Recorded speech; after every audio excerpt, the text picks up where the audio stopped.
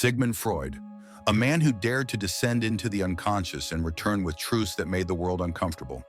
For all his theories, critiques, and clinical observations, perhaps none caused more disturbance than his exploration of the female mind. He famously said, "The great question that has never been answered, and which I have not yet been able to answer, despite my 30 years of research into the feminine soul, is, what does a woman want?" But beneath this rhetorical confession was something deeper. Freud did uncover truths about the female psyche, truths that most weren't ready to accept, truths women themselves couldn't fully face, because much of it wasn't under their control. 1. The female psyche is ruled by the unconscious. Freud believed that the human mind is largely unconscious.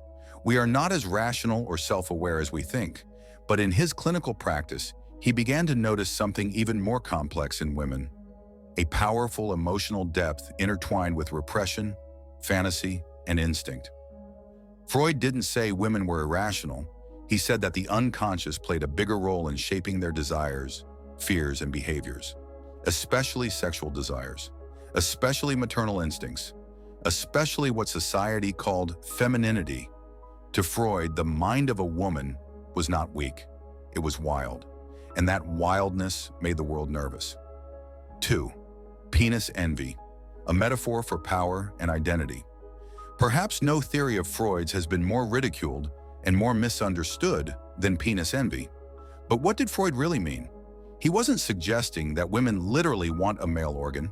He was pointing to something deeper, a psychological realization in early development that society treats men as the holders of power, status, and autonomy.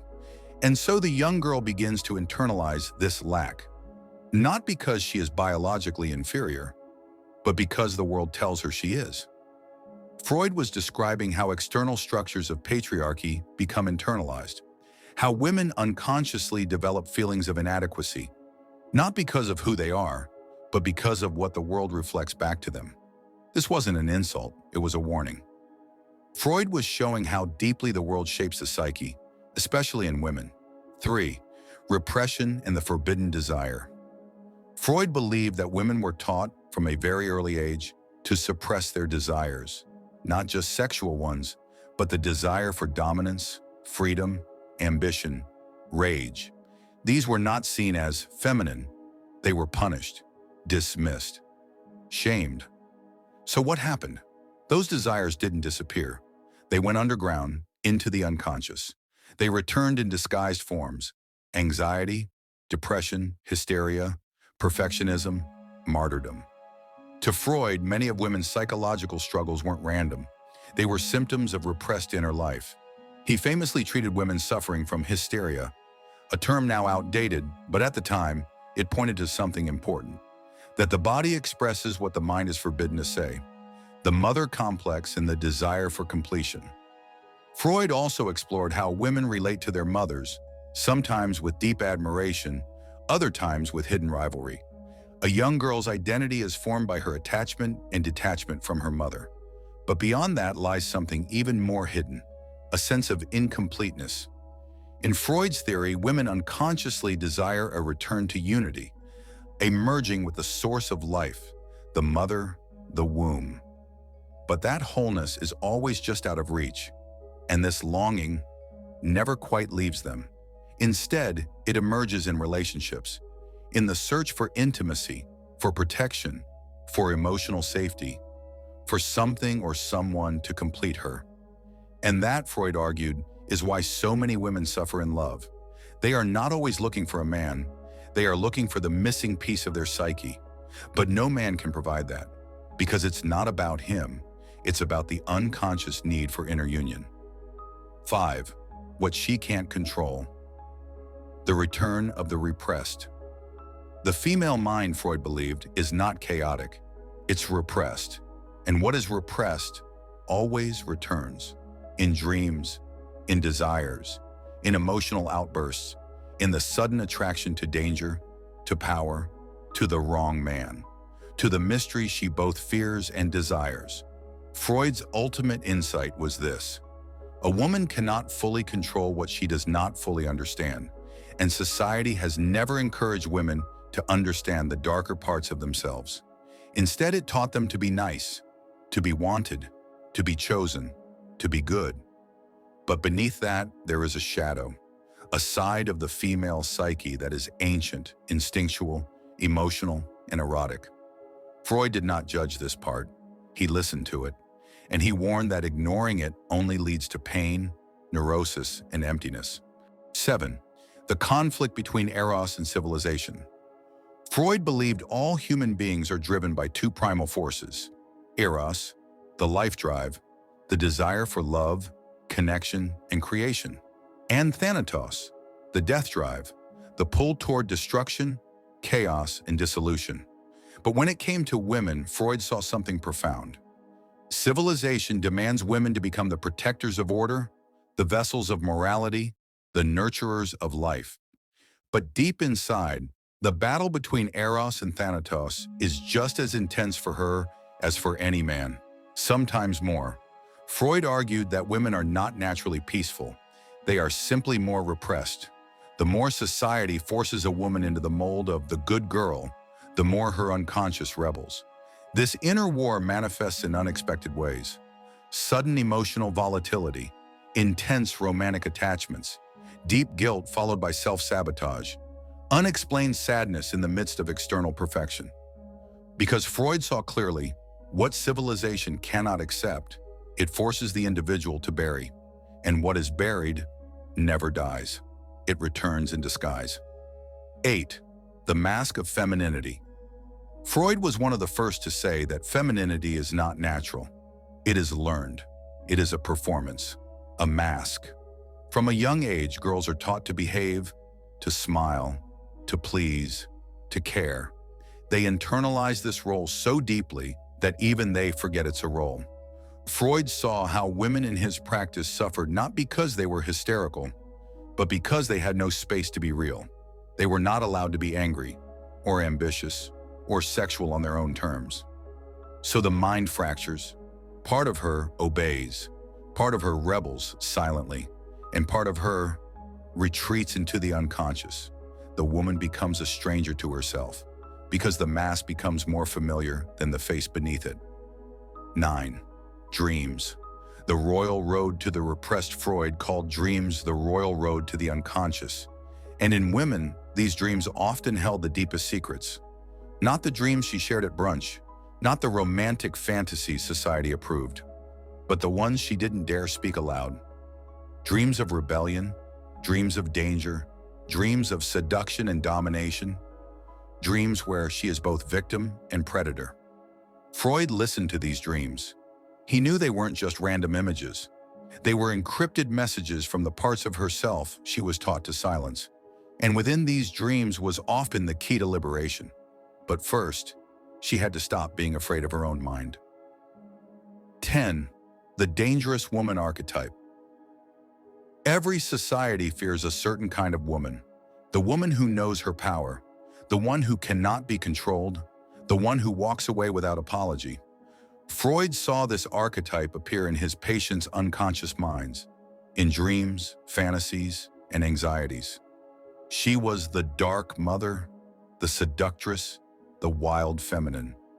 She was not evil, but she was free, too free. And this terrified both men and women, because to awaken that part of the self, the shadow feminine, meant questioning everything: marriage, morality, obedience, God. Freud saw that women carried this archetype within them, even if they outwardly rejected it. And that inner split, the war between the obedient daughter and the dangerous woman, was a source of immense suffering. Until the woman could integrate both sides, she would remain trapped, torn between who she is and who she is allowed to be. 11. The forbidden feminine rage. Freud also noticed how female rage was never taken seriously. It was mocked, dismissed, labeled as crazy, emotional, or hormonal. But rage, Freud said, is a vital clue. It's the mind's way of saying something is wrong. And for women, this rage often stemmed from a lifetime of being silenced, used, controlled, dismissed. But because they were taught that nice girls don't get angry, that rage had no safe place to go.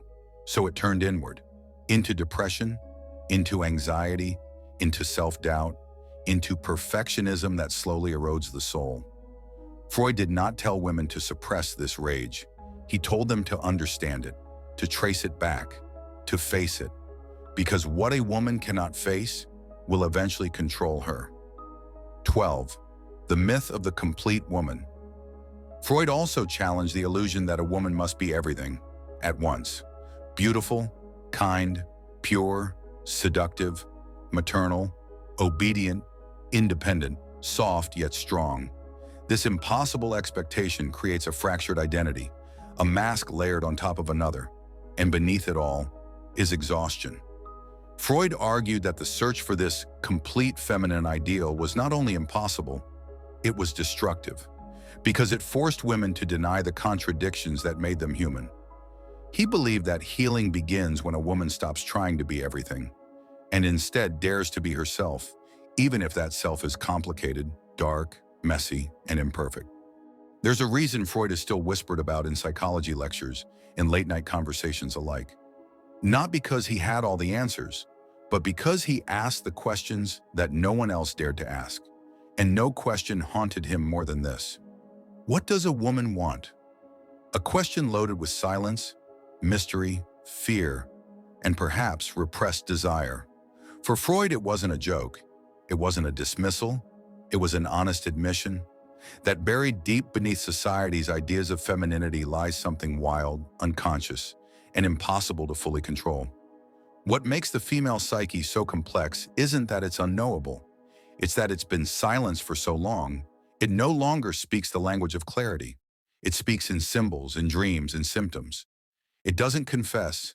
It leaks out, in fragments, in contradictions, in longings that even the woman herself can't explain. Freud looked at the civilized woman of his time and saw a mask. Behind it, a storm, not one of evil or malice, but of something primal and repressed. He understood what society refused to accept, that women were not born gentle and nurturing and compliant. They were made to be that way, shaped, molded, and where the shaping didn't fit, the mind split. He treated women who shook uncontrollably, who lost their voices, who forgot parts of their past and bodies. Hysteria, they called it, madness. But Freud saw something else. He saw protest, not loud and rebellious, but quiet and internal. A rebellion of the psyche against a world that refused to let the female soul breathe. What she cannot control is not her emotions. It's not her instability. It's the accumulation of centuries of emotional exile. She has been taught to smile when she feels rage, to love when she feels empty, to submit when her body screams for freedom. And over time, these layers of denial become invisible. They sink beneath the surface. They become unconscious. That's where Freud lived, in that dark terrain, in the cave behind her consciousness. And what he found was startling, a deep ambivalence between what she wants and what she is allowed to want. She may want love, but not dependence, power, but not rejection. She may want to seduce, but hate being objectified. She may want to be desired, but not possessed. And society offers her no space to hold that contradiction. It demands a choice: be pure or be fallen, be strong or be soft, be mother or be lover. But she is all of it and none of it. That's the paradox. Freud didn't think women were inferior. He thought they were more mysterious because their minds had been forced into deeper layers of repression. Men, too, repress. But women were expected to become the symbol of morality, the guardians of decency, the carriers of the weaker emotion. And when something went wrong, it was her fault, her hysteria, her fragility, her nature. But Freud saw the symptoms not as flaws, but as messages. Symptoms, he said, are disguised fulfillments of repressed desires. That headache, that numbness, that fatigue, that obsessive ritual, all of it, a code, a language, a protest of the unconscious. He believed that somewhere deep down, the female psyche holds a yearning for something she was never allowed to ask for.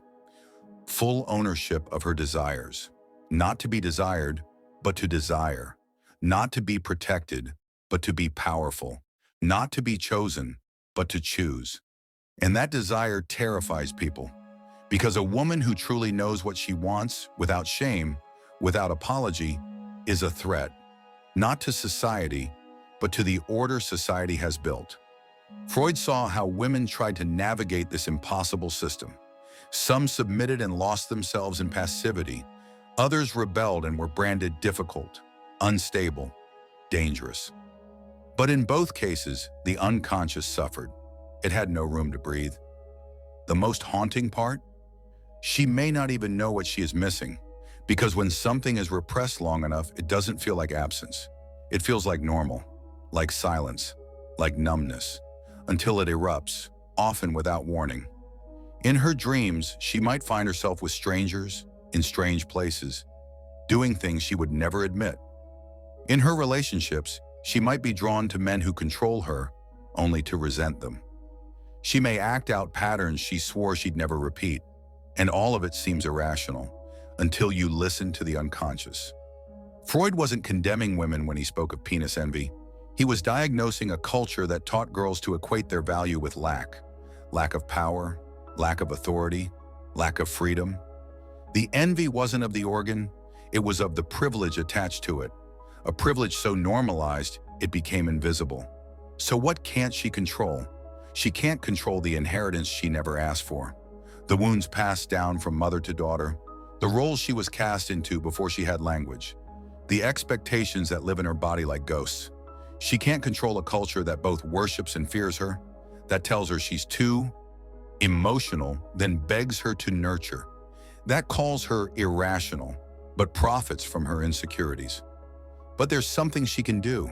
She can remember. She can descend. She can learn the language of her shadow. She can walk into the unconscious and begin to retrieve what was hidden, shamed, silenced. Not to become perfect, not to become whole, but to become real. Freud never claimed to have all the answers, but he showed us where to look, not at the surface, not at the symptom, but at the soul behind the silence. What a woman cannot control is not her downfall, it is her depth. And in that depth lies the raw material of transformation.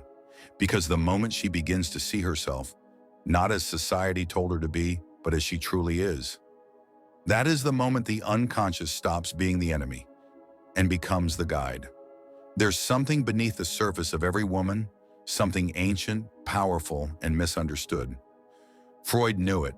He didn't romanticize it, nor did he seek to simplify it. Instead, he descended into the darkest corners of the psyche, where most were too afraid to look. While the world was busy sculpting the perfect image of the feminine, soft, submissive, nurturing, Freud listened to what women weren't saying. He listened to what they couldn't say. It wasn't about hysteria. It wasn't about madness.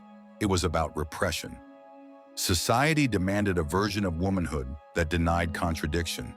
And what couldn't be expressed, it didn't vanish, it sank into the unconscious, into the dream, into the symptom. There it became a force unto itself, waiting for an opening. Freud saw that the greatest suffering wasn't always trauma inflicted by others. It was the pain of having to bury your own truths. Women from an early age were trained to amputate parts of themselves. Their desire, their anger, their will to power, all these were labeled dangerous, and so they learned to hide them. But repression doesn't erase, it preserves. It stores every forbidden thought and unspoken urge until the mind can no longer hold its own silence. What emerges is often misdiagnosed: anxiety, depression, obsessive rituals, psychosomatic pain. But to Freud, these were messages in disguise, signals from the unconscious, echoes from the parts of herself that had no permission to live in daylight. A woman might cry without knowing why. She might love destructively, sabotage her own success, become addicted to someone who treats her like she's invisible. None of it random, all of it meaningful.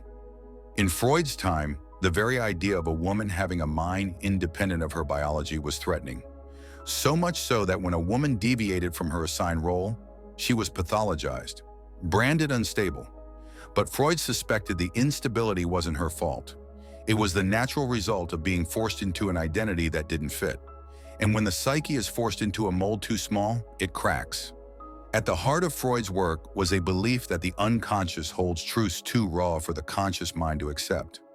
A woman's dreams, he believed, were keys. They revealed her conflicts between what she wanted and what she was taught to want, between who she was and who she was expected to be.